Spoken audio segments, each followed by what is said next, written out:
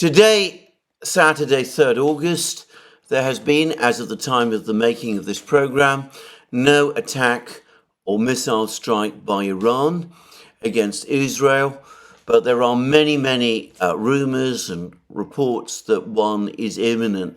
Certainly international airlines seem to be alert to the possibility that such an attack is coming. We get reports, several reports, many reports over the last couple of hours of airlines cancelling flights to Israel, of airlines cancelling flights to other Middle Eastern countries, including Lebanon.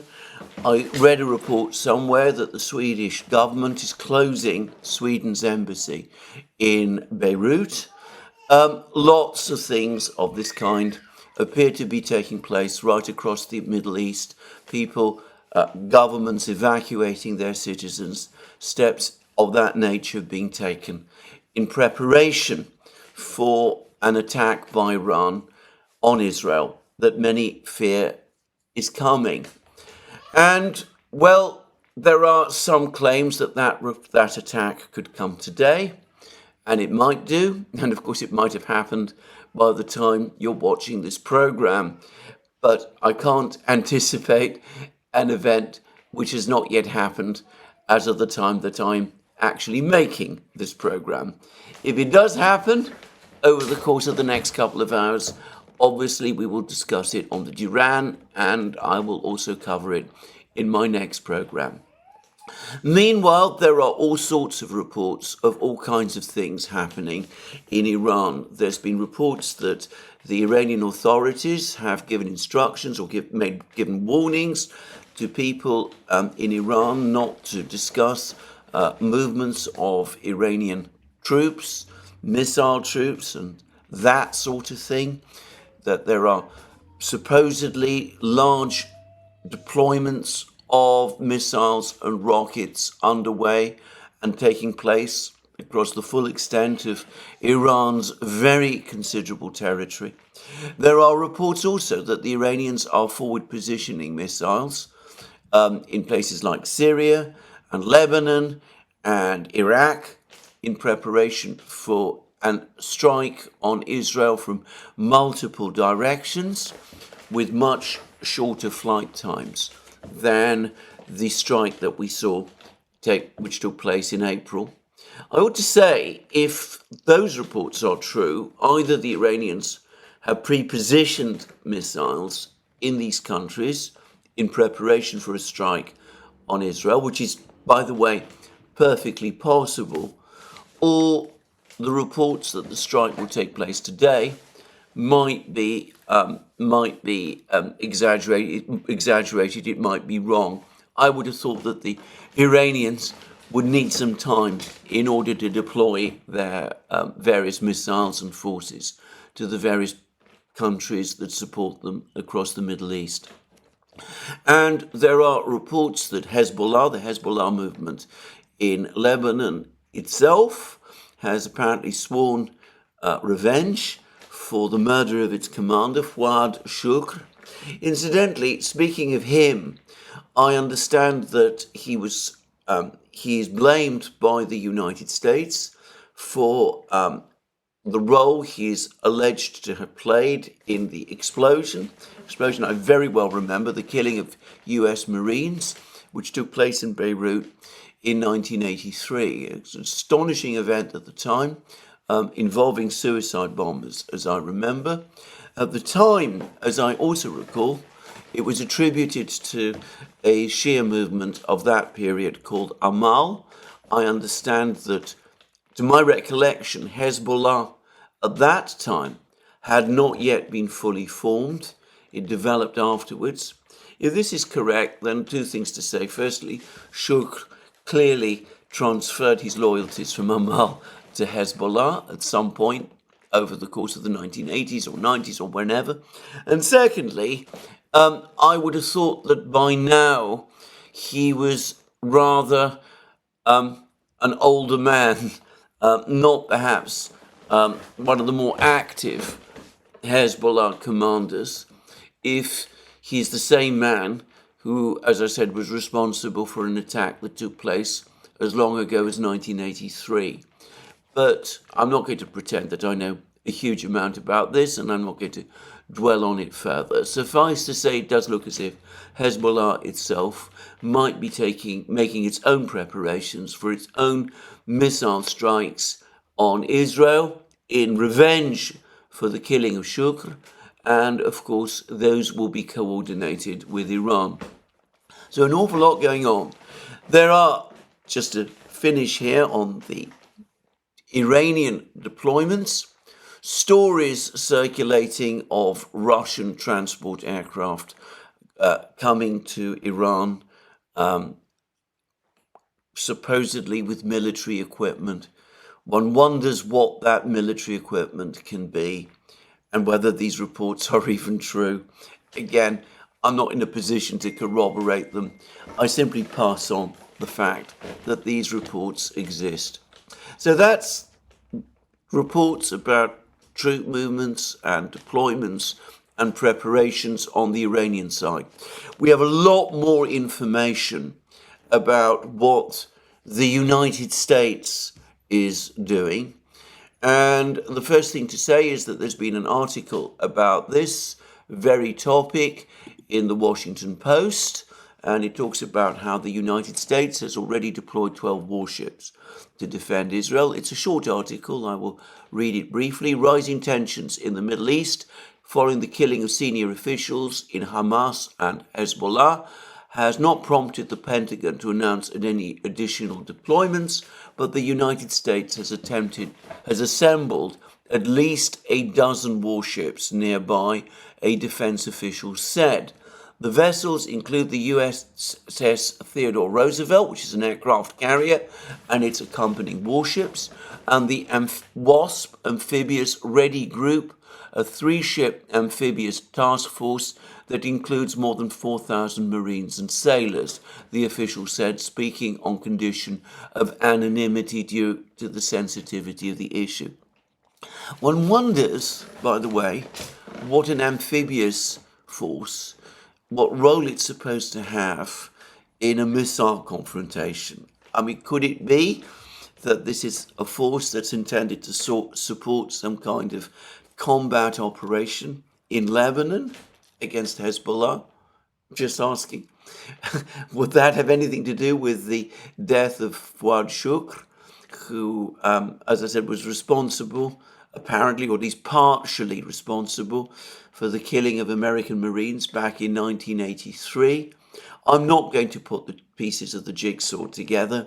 All I will say is that we have this report that a WASP Amphibious Ready Group, a 3-ship amphibious task force with more than 4,000 Marines and sailors, is apparently in the area. Anyway, we then go on to read that the USS Theodore Roosevelt was in the Persian Gulf on Wednesday with 6 US destroyers. They are the USS Cole, the USS John McCain, a worrying name perhaps in these contexts, the USS Daniel Inouye, the USS Russell, the USS Michael Murphy, and the USS Laboon. In the eastern Mediterranean, the 3 amphibious warships are the USS Wasp, the USS Oak Hill, and the USS New York, and 2 destroyers, the USS Bulkley and the USS Roosevelt. No US warships were in the Red Sea, where the US military has tangled in recent days with the Houthis, not recent days, months in fact, a militant group in Yemen that has launched numerous attacks against commercial and military ships over the past several months. The United States, of course, has been trying to suppress these operations by the Houthis and has proved completely unsuccessful in doing so. Anyway, that was a report in the Washington Post. There is also a report in Politico that also tells us about further US military deployments. It reads, this is US shifts aircraft carrier to Middle East amid fears Iran may attack Israel. the US is shifting more troops and other military assets to the Middle East to defend Israel and American forces against what is expected to be a complex attack by Iran and its proxies, the Pentagon said on Friday. Defense Secretary Lloyd Austin ordered the USS Abraham Lincoln, which is currently operating in the Pacific, and its destroyer escorts to the region, along with an additional squadron of fighter planes. Additional ballistic air defense units will also be deployed to the Middle East, not only to defend Israel, but to protect US forces in Iraq and Syria, who have come under attack by Iran and its proxies. This is the second time since April that the United States has acted quickly to defend Israel after the government of Israeli Prime Minister Netanyahu conducted targeted assassinations of Iranian officials and militant groups backed by Iran. US assets already in the region include ground and air forces, as well as newly deployed destroyers, amphibious ships, and an aircraft carrier. That's, of course, the Theodore Roosevelt, to help repel attacks from Iran, Yemen, or Lebanon. And Pentagon spokesman Sabrina Singh said early Friday that Austin was preparing multiple forthcoming force posture moves to bolster force protection for US forces and Israel. And the concern is high that the killing of Haniyeh and high-ranking Hezbollah operative Fuad Shukr will provoke a more unpredictable response than Iran's April 13th assault on Israel, which was telegraphed in advance in a way that enabled the United States, France, and Britain to help Israel repel over 300 missiles and drones. Anyway, there we go. Forces are all being assembled on both sides. The fact, by the way, that the United States is transferring a second aircraft carrier from the Pacific to this area either suggests that the United States anticipates that any Iranian attack on Israel will not take place over the course of the next few hours. It's hardly likely that the Abraham Lincoln can reach the region by today, if it is in the Pacific, or, which is far more likely and much more worrying, that the United States not only believes that the attack might come in a couple of days, but that there might be many attacks. In other words, it might not be the same situation as the one that we saw on the 13th of April, where the Iranians both telegraphed their attack in advance after taking a long time to prepare it, but only carried out a single attack. That this time the Iranians are not going to give any warning at all, and moreover that more than one attack might happen, that there might in fact be continuous barrage of missiles and rocket attacks by Iran, Hezbollah, and other Iranian allies across the Middle East, and that the United States might find itself in a protracted conflict in the Middle East, seeking to defend Israel from these strikes, with, of course, the very significant risk that the Israelis might decide that they need to take their own retaliatory action against Iran. So, a very alarming situation altogether. Now, in recent programs, the programs that I did yesterday and the day before, I said that the action that the Israeli government took, Prime Minister Netanyahu's government took, to launch these assassination attempts against Ismail Haniyeh in Tehran and Fuad Shukr in Beirut, were not only incredibly provocative, but were immense calculated snub by the Israeli government, by Prime Minister Netanyahu personally, towards President Biden of the United States. The President Biden of the United States, over the last couple of months, has been at least going through the motions of trying to broker a ceasefire in Gaza, in the conflict in Gaza between Israel and Hamas, that Israel has shown little interest in or desire to agree to such a ceasefire, or at least, to be more precise, the Netanyahu government has shown no interest or desire to seek such a ceasefire. And the Israelis, the Netanyahu government, aware now that there are major political problems in the United States, that President Biden is departing from the scene, even if he's doing so over a period of 6 months, at least officially, that he's been repudiated by his own party. Anyway, that the Israel's Prime Minister Netanyahu have taken advantage of that fact to escalate their attacks across the Middle East, as Prime Minister Netanyahu basically signaled he intended to do whilst he was in the United States and whilst he did address Congress, and that this is a calculated and brutal snub by Prime Minister Netanyahu against a president for whom it's clear to me that he has little time or respect for, and who Prime Minister Netanyahu now feels that he has outlasted, and who he also feels is in no position to place any further restraints upon him. Well, I was very interested to read today an article in Axios that fleshed out all of the details. Not only does the article in Axios confirm my surmise, but it fleshes out the details.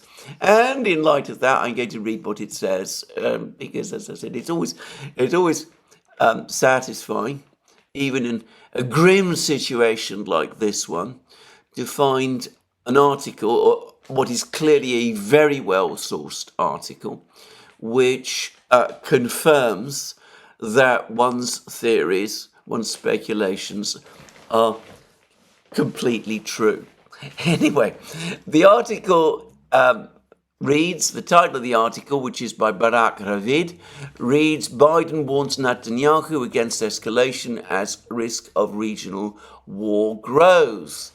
And the article then goes on to say, President Biden privately demanded in a tough call Thursday that Israeli Prime Minister Netanyahu stop escalating tensions in the region and move immediately towards a Gaza hostage and ceasefire deal, two US officials told Axios. Biden and his top aides are deeply frustrated by the fallout from Israel's assassinations in Beirut and Tehran, which took place less than a week after Netanyahu's first visit to the Oval Office in 4 years. US officials don't mourn the deaths of either Hezbollah's top military commander, Fuad Shukr, who was involved in the killing of 241 US Marines in Beirut in 1983, or Hamas political leader Ismail Haniyeh, who celebrated the October 7th massacre. But they feel that Netanyahu kept Biden in the dark over his plans to carry out the assassinations. That is exactly what I said in my program yesterday and in my program the day before. That it's quite clear to me, it was obvious to me, that when Netanyahu met Biden in the Oval Office over the course of his visit to Washington, he gave no warning, no advance warning to Biden that these assassinations were coming. But anyway, they feel that Netanyahu kept Biden in the dark over his plans to carry out the assassinations after leaving the impression last week that he was attentive to the president's request to focus on getting a Gaza deal. The administration has put a hostage and ceasefire deal between Israel and Hamas at the center of its entire post-war strategy in the Middle East. That, by the way, I think is wrong. I am not aware, frankly, that the United States, that the administration has a post-war strategy for the Middle East, but that's another matter. And we are then told that Biden is personally involved in the efforts to reach an agreement and sees it as a core element of his legacy in his remaining 6 months in office. Axios, by the way, does not mention the fact that over the course of these negotiations, which are so important for the president and to which he has devoted so much of his time, that Haniyeh, the man Israel has assassinated in Tehran, was acting as Hamas's lead negotiator. This doesn't seem to be something that the Western media wants to say. It's apparently too provocative to mention the fact. Can I, by the way, at this point, acknowledge my debt on this specific matter to Eve Smith of Naked Capitalism? It was she who pointed out to me in an email Haniyeh's role in the negotiations, which have subsequently been confirmed by no less a person than the Emir of Qatar. Anyway, we then go on to read, US officials told Axios Biden called Netanyahu to discuss US-Israeli joint military preparations for retaliations by Iran and Hezbollah, but also made clear Biden was not pleased with the direction the Israeli Prime Minister had taken in the last week. One US official said Biden complained to Netanyahu that the two had just spoken last week in the Oval Office about securing the hostage deal, but instead Netanyahu went ahead with the assassination in Tehran. Biden then told Netanyahu the United States will help defeat an Iranian attack, but after that, that's to say Biden, expects no more escalation from the Israeli side and immediate movement towards a hostage deal, the US official said. And we're then told that Biden raised his voice and demanded a hostage deal. This is actually during the Oval Office meeting, and that is the most important thing right now. And anyway, the point is, I'm sure that Netanyahu knew all of this. He knew exactly what he was doing when he met Biden in the Oval Office. He knew perfectly well what Biden's reaction was going to be. And of course, he's at the receiving end of this telephone call, which we're being told about by Axios. But assuming that the call really was as tough as Axios says, well, I'm sure Netanyahu is going to pay no attention. And of course, it's all very well for President Biden to tell Netanyahu that if he does something like this again, well, next time Israel will be on its own.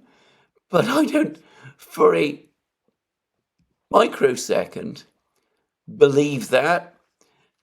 And more importantly, I don't think Prime Minister Netanyahu believes that either. So there we go. It's been confirmed by the United States that the Americans are annoyed by the fact that Netanyahu did not discuss any of this with Biden. But as I said, ultimately, I don't think Netanyahu is going to pay the slightest degree of attention. And in fact, as was pointed out by Zero Hedge, there is fundamentally a inconsistency in the entire approach that the administration is taking. On the one hand, they're saying that they completely disapprove of all of Israel's escalatory moves, and at the same time, they're saying that they're going to back Israel to the hilt. It doesn't really make, ultimately, a great deal of sense if you believe, as by the way I do, the Axios article. Now, I ought to say that there is, of course, an alternative view, one which I suspect is prevalent in Iran. I mentioned yesterday what the Iranian intelligence chief said, that the Iranians believe that the Americans were involved in the assassination of Haniyeh. There is an alternative view that this is all just a big disinformation exercise by the Americans, that they don't really mean it, that none of this is real, that Biden and Netanyahu are working hand in glove, that in fact the United States was fully on board with the assassinations of Haniyeh and Shukr, and this is all these reports by in Axios are basically attempts to pull the wool over all our eyes and to distance the administration from what Israel is doing. I don't believe that myself. I think that even allowing for the fact that President Biden is now, shall we say, a diminished figure, I can't quite believe that the US government would go out of its way to publicize the fact that Prime Minister Netanyahu is running rings around him and is acting in the way that he is, and that Biden himself is unable to bring Netanyahu to heel. I can't believe that officials in the US government would go ahead and want to do that. And of course, I don't really think that assisting in escalation in the way that we're seeing develop is going to help the Democrats in the forthcoming election either, and for that reason I doubt it. But I do know that that line of thinking does exist. I mean, it might be true. As I said, I don't think the facts bear it out myself. I think in this case, it's chaos and bungling more than anything else that is sufficient to explain what it is that the United States is doing in this situation. Anyway, there we are. It's, as I said, a chaotic situation in the Middle East, one that, as I said, is going from crisis to crisis, and it looks like the situation is ripe for escalation. Biden has made, according to Axios, another attempt to assert his authority, but I'm confident that Prime Minister Netanyahu is going to disregard it. He feels no need to listen, because I don't think he takes any of the warnings and threats, if you want to call them that, from the president seriously anymore. He's called the president's bluff too many times, and besides, he doesn't think the president has the authority, and of course he's soon departing the scene anyway. Now, on the Iranian side, there have been more information circulating about the circumstances of the assassination of Haniyeh. And yesterday, I discussed an article in the New York Times which spoke about how the assassination was carried out through the setting of a bomb inside the building in which Haniyeh was housed in Tehran, a building controlled by the Iran's Revolutionary Guard Corps, and that this bomb was supposedly placed inside the building 2 months before. And I explained yesterday over the course of my program that this puts the timing roughly at the point just after the death of Iran's previous president, Ebrahim Raisi, in a helicopter crash, and suggests a very high degree of premeditation in connection with that attack. But I did wonder how exactly the New York Times obtained this information. I suggested that it must have come from Israel and perhaps in the United States, but it did seem that, given that Israel has not formally admitted so far its involvement in the assassination, that a great deal of information was being provided. And as has been pointed out to me in a private email, there are in fact eyewitness reports from Tehran which suggest that the attack was not carried out by a bomb, but that it was indeed a missile that collided into the building. Anyway, I say all of this because today we've had a fascinating article in the Daily Telegraph, and this article purports to be based on information provided to the Daily Telegraph by Iranian sources. So the article reads, Mossad hired Iranian agents to plant bombs in Hania's residence.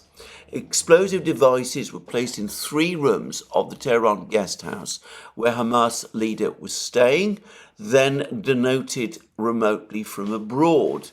The article is provided by a journalist whom I must admit I don't remember having read any pieces by him before, though that doesn't mean that he doesn't exist or isn't a real person. It just means I don't remember him. But anyway, the article is by Akhtar Makoi, which gives the impression of being an Iranian name. And then we're told that Mossad, Israel's intelligence agency, hired Iranian security agents to plant explosives in 3 separate rooms of a building where a Hamas leader was staying. The Telegraph learned the original plan was to assassinate Ismail Haniyeh, the political head of the Palestinian terrorist group, in May when he attended the funeral of Ebrahim Raisi, Iran's former president. Remember, I said that it was the New York Times story says that the bombs were planted 2 months before and 2 months ago, and that would have been around the time of Raisi's death. And the Telegraph is telling us that this actually happened with the intention of killing Haniyeh, and apparently Haniyeh was the target. So we can now say with confidence that when Prime Minister Netanyahu did meet with President Biden in the Oval Office about a week ago, he knew that the Israelis were planning to assassinate Haniyeh. This is what the Daily Telegraph says.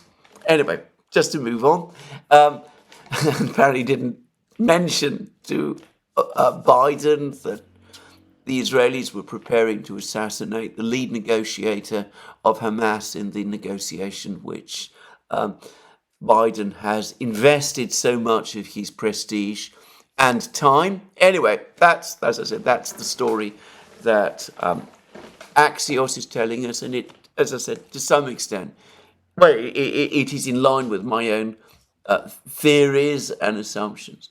But anyway, the assassination attempt was originally planned for May, when Haniyeh was supposed to come to Tehran to attend the funeral of Ebrahim Raisi. And then we're told that the operation didn't go ahead due to the large crowds inside the building and the high possibility of its failure. 2 Iranian officials told the Telegraph. Note that, 2 Iranian officials told the Telegraph. Instead, the 2 agents placed explosive devices in 3 rooms in the Islamic Revolutionary Guard Corps guest house in North Tehran, where Haniyeh might be staying. The agents were seen by whom precisely, moving stealthily as they entered and exited multiple rooms within minutes, according to officials who have closed-circuit television footage of the buildings. The operatives are then said to have snuck out of the country, but had a source still in Iran. At 2 a.m. on Wednesday, they detonated the explosives from abroad in the room where Haniyeh was staying. So this is the Daily Telegraph's account of the murder of Haniyeh, supposedly provided by top-level Iranian sources. And then we're told that there's a direct quote from one of these Iranian officials who's spoken to the Telegraph. They are now certain that Mossad hired agents from the Ansar al-Mahdi Protection Unit, an official within the IRGC. So the IRGC is talking to the Telegraph from Tehran, referring to an IRGC unit responsible for the safety of high-ranking officials. This official is then quoted by the Telegraph as saying, upon further investigation, they discovered additional explosive devices in 2 other rooms. A second official within the elite military forces of the IRGC told the Telegraph this is a humiliation for Iran and a huge security breach. The official said a working group had been established to come up with ideas to portray the assassination as not being a security breach. It's still a question for everyone how it happened. I can't make sense of it. There must be something higher up in the hierarchy that no one knows about, he added. And the Telegraph then tells us that the first official confirmed that there is now an internal blame game taking over the IRGC, with different sectors accusing each other of the failure. And there's a quote from Esmail Khani, the commander of the IRGC Quds force. There's a report that Esmail Khani, the commander of the IRGC Quds force, this is a special forces unit of the IRGC, has been summoning people to be fired, arrested, and possibly executed. This IRG official is supposed to have told the Telegraph the breach has humiliated everyone. And the same official is then quoted as saying, the supreme leader, that's to say Ayatollah Khamenei, has summoned all the commanders several times over the past week, 2 days. He wants answers. For him, addressing the security breach is now more important than seeking revenge. Further on in the same article, it turns out that it isn't just officials of the IRGC who are talking to the Daily Telegraph, but also a close aide of the newly inaugurated Iranian president, Mr. Pezeshkian, who is supposed to be seeking peace with the United States and with Israel so that he can focus on Iran's social and economic problems. Anyway, this aide then is quoted as telling the Daily Telegraph this. A close aide to Mr. Pezeshkian suggested to the Telegraph that the security lapse may have been an intentional bid by the IRGC to harm the new president's reputation. The aide who worked on Mr. Pezeshkian's election campaign claimed the IRGC does not approve of his views on international diplomacy and other aspects of his reformist politics. No unharmed brain can accept that this happened by accident, especially on Mr. Pezeshkian's first day in office. He said he may have to go to war with Israel in his first few days in office, and it's all because of the IRGC. So the IRGC supposedly facilitated the assassination of Ismail Haniyeh, presumably in collusion with Israel. Haniyeh being, of course, the political leader of Hamas, an organization with which the IRGC has long established links, in order to embarrass the new Iranian president, Mr. Pezeshkian. Well, what to make of this article? A few things to say, first of all.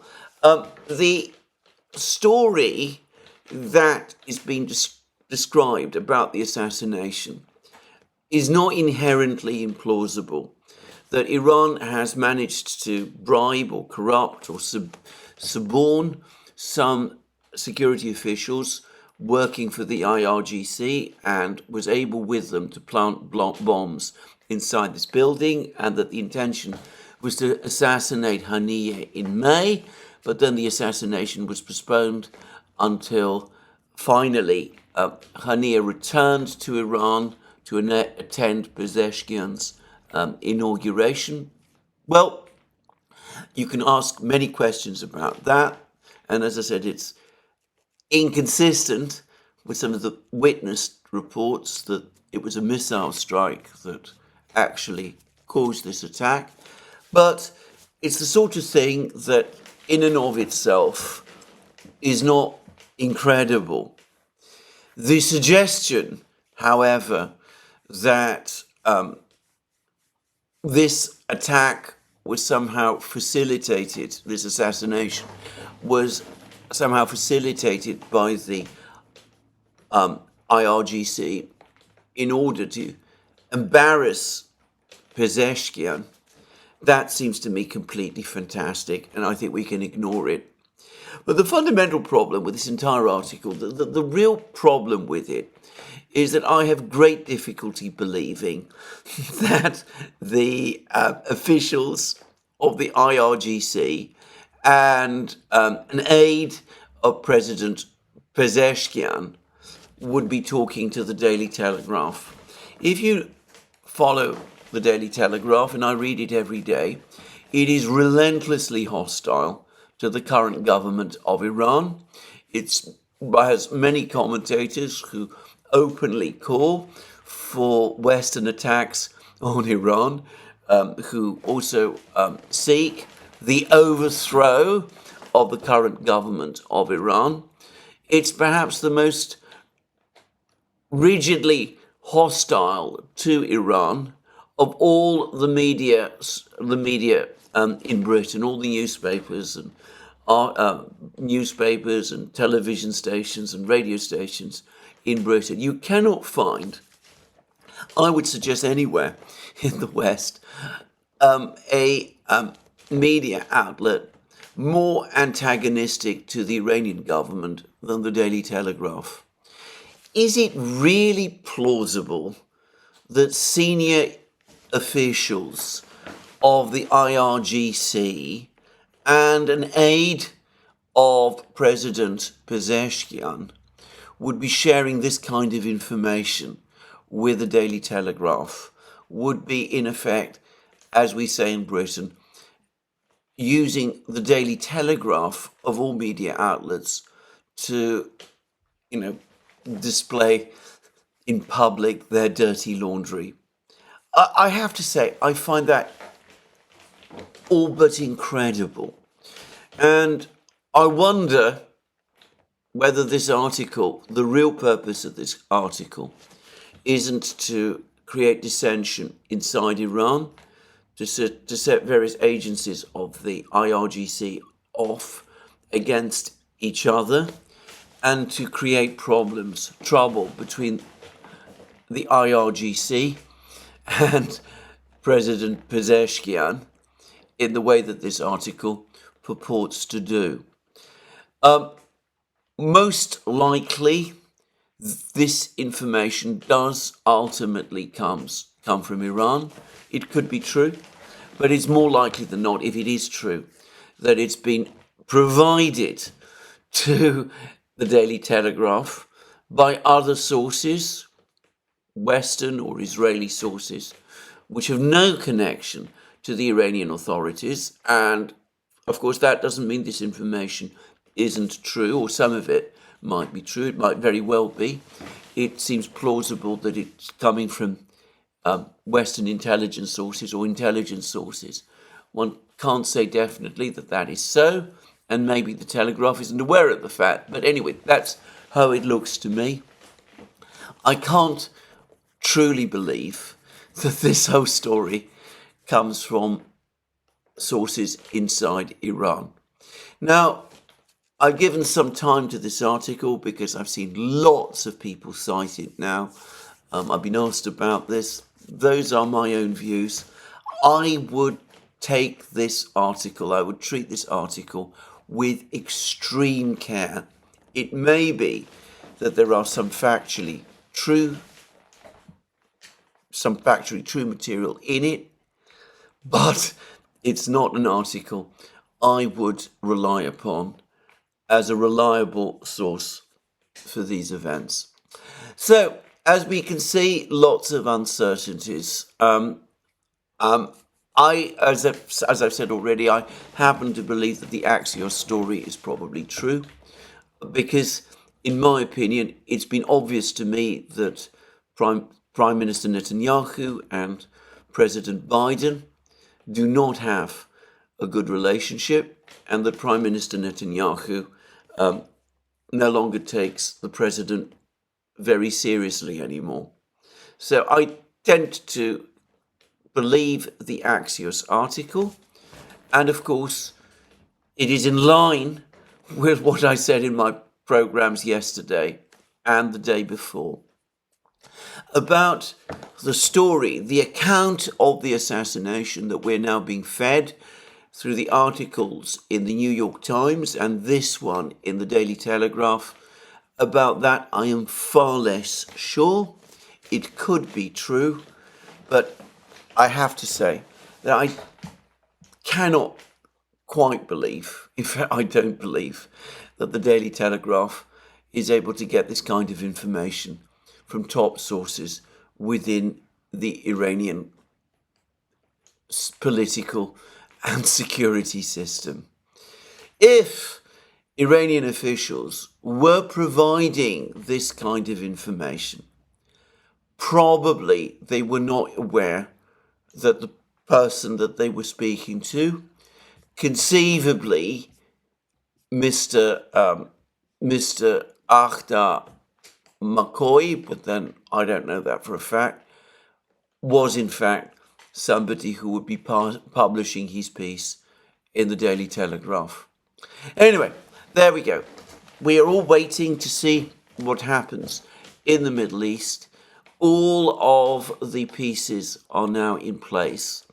The fundamental story to take away from all of this, though, is that the thing that this all points to is of the complete failure of US diplomacy since October and of the collapse of American political influence in this region. I say this, it seems that Jordan and Egypt have indicated that they will shoot down any Iranian missiles, or try to shoot down any Iranian missiles that pass over their territory. They do not want to be drawn into a conflict between Iran and Israel. The Jordanian and Egyptian governments have no love for Hamas, as I've discussed in many, many programs. They will not be sorry to see Haniyeh removed from the scene. But that doesn't mean in any sense or in any way that they are becoming allies of Israel in this conflict. So I say this because no doubt there will be attempts to pretend that the action of the Jordanians and the Egyptians is somehow an indicator of US influence. On the contrary, it is a sign that these countries, Egypt, Jordan, probably Saudi Arabia as well, and as I said in a recent program, the Saudi king has just sent a very friendly letter to the new Iranian president, Mr. Pezeshkian, seeking to develop the good relationship between Saudi Arabia and Iran, which has been achieved over the last year.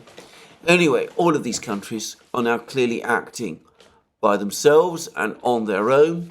They're not seeking instructions from the United States.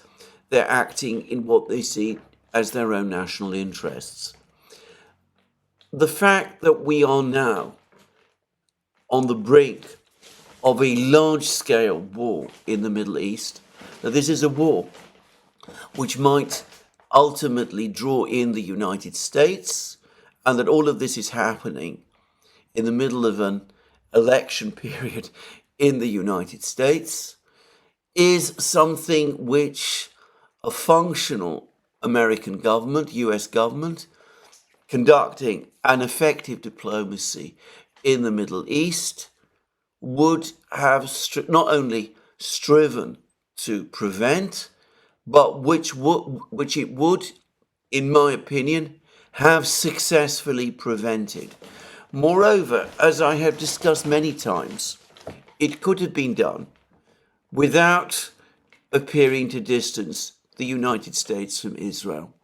The United States could have urged Israel back in October to seek a political and diplomatic solution to the crisis presented by Hamas. That would have involved an application to the UN Security Council directly after the Hamas attack on Israel on the 7th of October. The Security Council at that time would have supported any such initiative. It is highly likely that instructions to release the hostages would have been made and would have been backed, if Hamas had not agreed to them, by Chapter 7 sanctions. Chapter 7 sanctions, which the Arab states, including Qatar, would have supported. But that was not the course that the American government took. On the contrary, it gave Israel a blank check. It supported Israeli attempts to relocate much of the population from Gaza to Egypt. Attempts were made by Secretary of State Blinken to persuade the Egyptians to agree to this. The Egyptians categorically refused. There was dramatic film published by the Egyptians of an argument between the Egyptian president and President al-Sisi and Secretary Blinken. There were difficult meetings between Secretary Blinken and the Saudis. On one occasion, as I remember, the Saudis kept Blinken waiting all night long before the Crown Prince finally met him. And when the Crown Prince did meet him, he maintained the Saudis' strong position.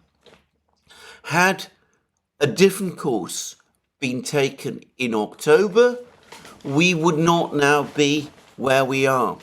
And if the United States had taken a different approach in the Security Council, instead of vetoing ceasefire resolution after ceasefire resolution until eventually it was found itself obliged to support a ceasefire resolution, but has still dragged its feet on taking any enforcement action or agreeing to any enforcement action being taken through the United Nations, well, again, something might have been retrieved from this situation.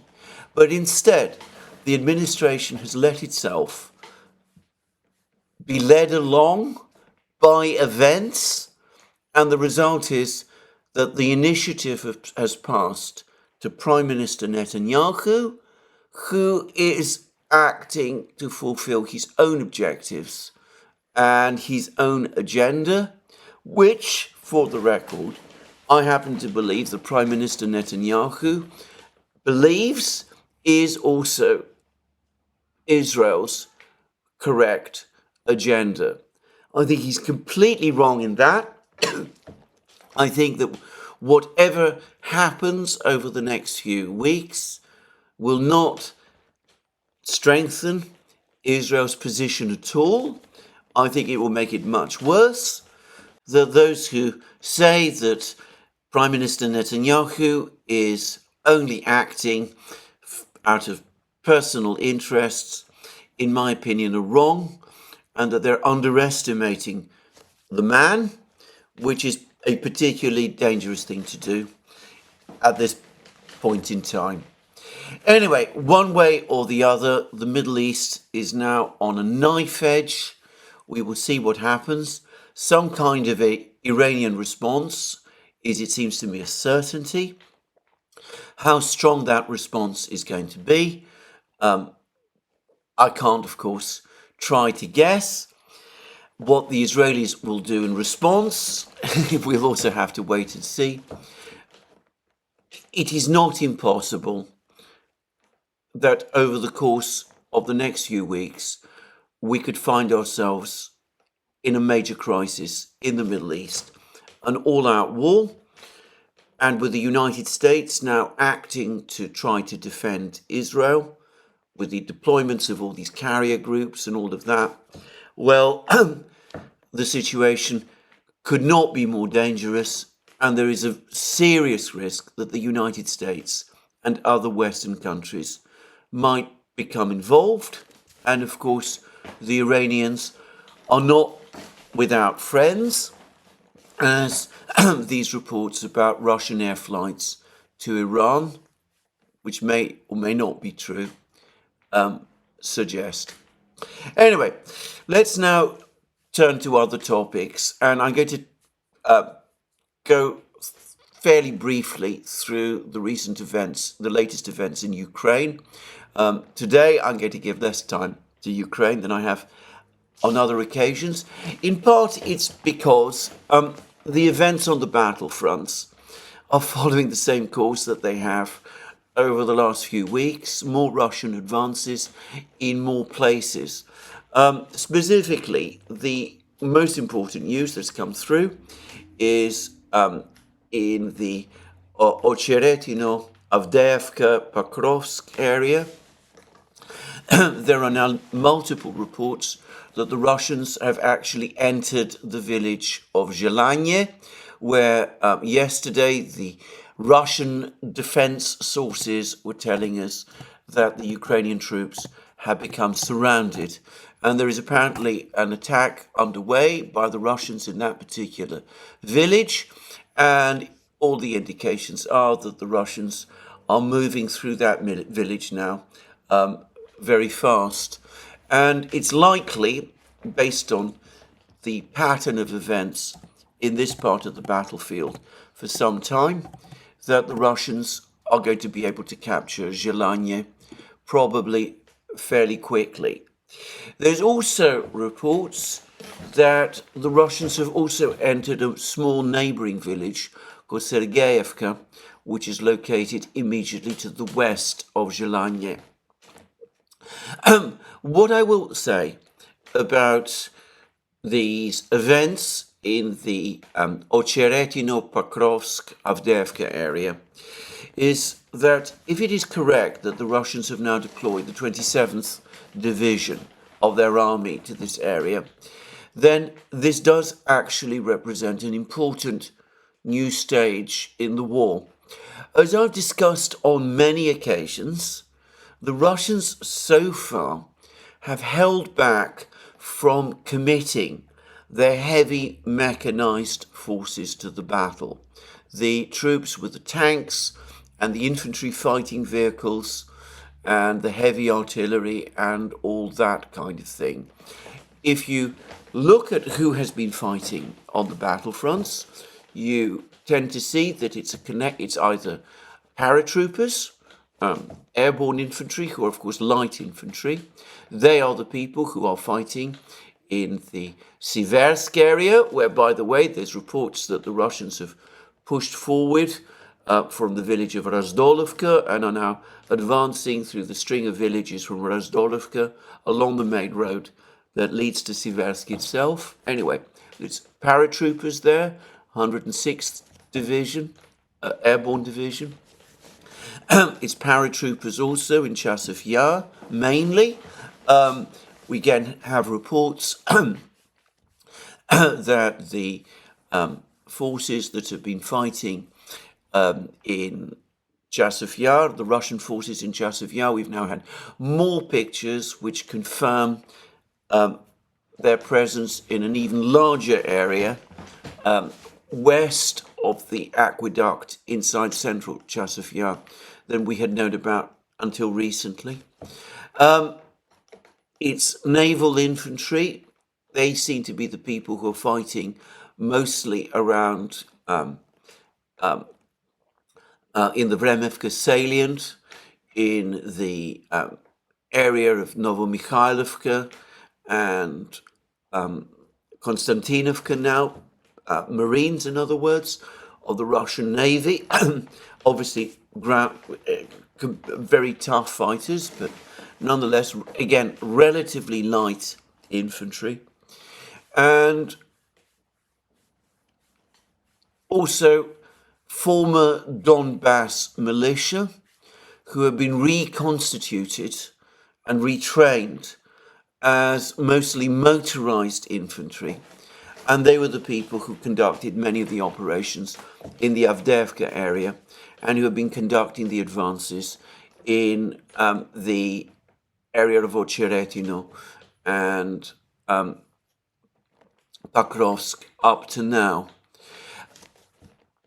In Kharkiv region, in the Volchansk area, it's also been light infantry, motorized rifle troops. So they do seem to come from what one might describe as the regular Russian armed forces. But the heavy infantry, the ones in the tracked infantry fighting vehicles, the BMPs, with their supporting tanks, they've not been committed to the battle up to now in very great numbers. Well, the 27th Division, which has now been redeployed to the Ocheretino area, does seem to be, if the reports I've received about it are true, an example of a heavy mechanized infantry division. People with BMPs, apparently there's 4 mechanized regiments, so it's a big force, around 10,000 men there, and apparently it has its own artillery and its own tanks. And the fact that the Russians perhaps are now finally deploying heavy mechanized infantry to the battle, deploying a division of infantry like this to the battle, drawn from the main body of the Russian army, could mark a fundamental change in the course of the battle up to this time. Anyway, that's what I would say about that. There has also been many more reports of further Russian advances in the Toretsk area. It looks as if the Russians have actually broken into Toretsk itself. Apparently they've occupied the first buildings of Toretsk. It's a town of about 30,000 people, so it's a significant urban area. Nobody's suggesting that they control more of Toretsk than that. And there's also reports that the Russians have now begun the operation to capture one of the coal mines south of Toretsk. And apparently there's film showing Russian troops on the territory of this coal mine. There is no news at all about Ukrainian troops who are supposed to have been encircled in the Toretsk area. So anyway, the fighting goes on in Ukraine. The Russians continue their advances, and it may be that they're about to commit more of their heavy infantry into the battle.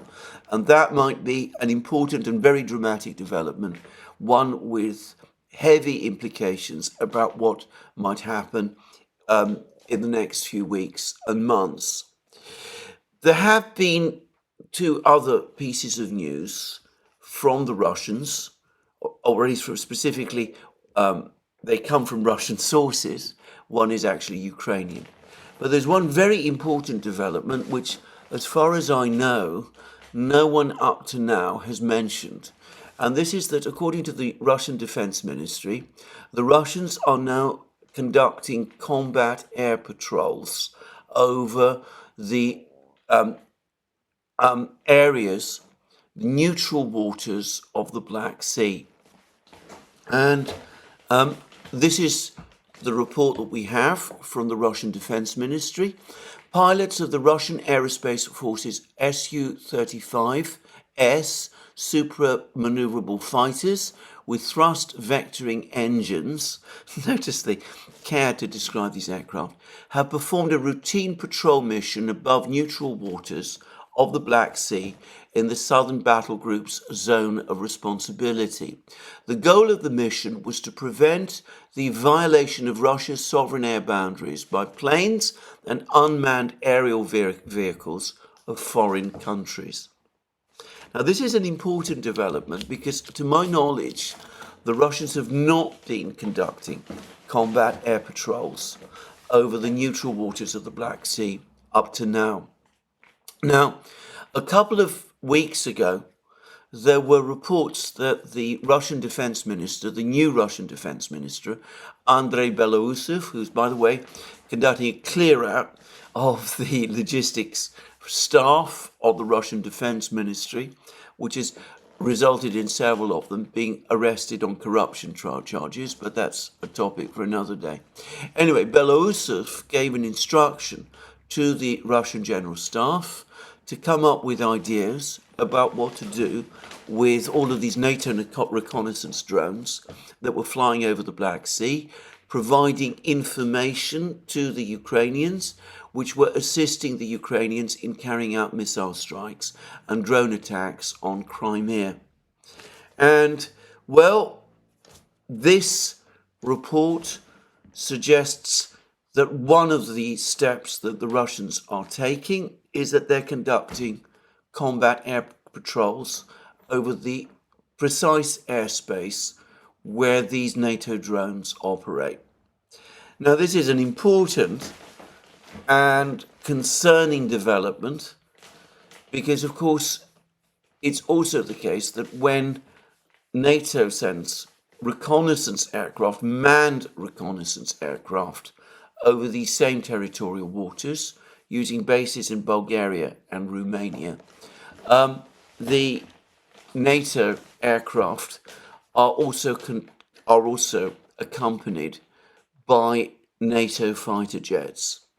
So we are now very close, or dangerously close, it seems to me, to the possibility of an air clash over the Black Sea. This development has not received the attention that it deserves, but that it is an important one, I think, is highlighted by the fact that the Russian news agency TASS has also reported it. The Russians want everyone to know, including the Western powers, that the Russian Air Force is now conducting air patrols using advanced fighter jets over the Black Sea. There could be other things that the Russians are also doing towards NATO reconnaissance drones. They might be carrying out electronic warfare, jamming operations. I don't know anything about that. There have been more Ukrainian missile and drone attacks on Crimea. Not very successful from what I can judge. Some US ATACMS missiles were apparently shot down over Sevastopol. Some of the debris fell on Sevastopol, and the Russians have retrieved a significant amount of this debris, and they've even provided some photographs which suggest that one of these ATACMS missiles was manufactured in the United States in 1998. Well, quite a while ago, more than 25 years ago. But anyway, there we go. So,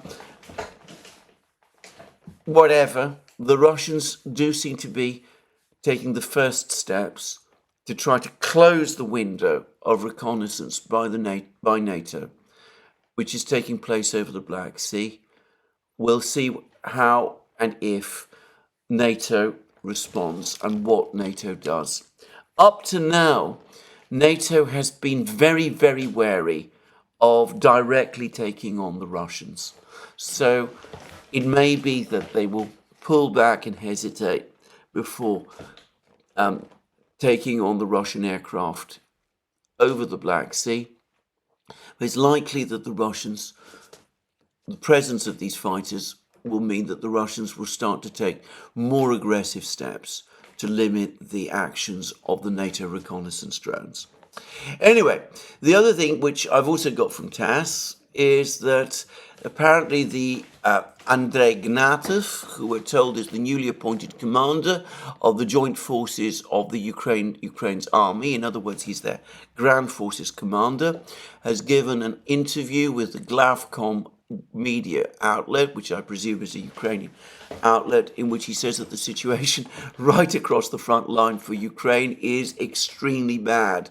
He says, and this is a direct quote, "The situation is difficult along the entire line of engagement as heavy fighting of various intensity is underway it would be unfair of me to choose one particular area as the most difficult. The situation is very complicated in Pokrovsk, Kurachovo and Toretsk areas and near the city of Chasiv Yar, as well as in the Kupiansk area and Volchansk. So everywhere the Ukrainians are finding the situation very difficult indeed. And TASS has reminded us that Gnatov has just taken over from Yuri Sodol, who was recently sacked after criticism from the Azov Brigade and from Bezuglaya. He's a new person who's taken over, and he's telling everybody that the situation right across the front lines is extremely bad.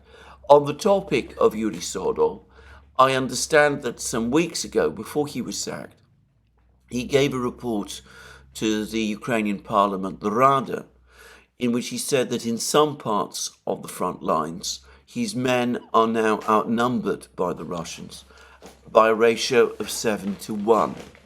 I don't know whether that is true. I suspect that's an exaggeration. But that also seems to me to highlight how bad the situation for the Ukrainians has become. Anyway, just to round off this video, the United States has now recognized Gonzalez, President Maduro of Venezuela's rival in the presidential election, as the winner.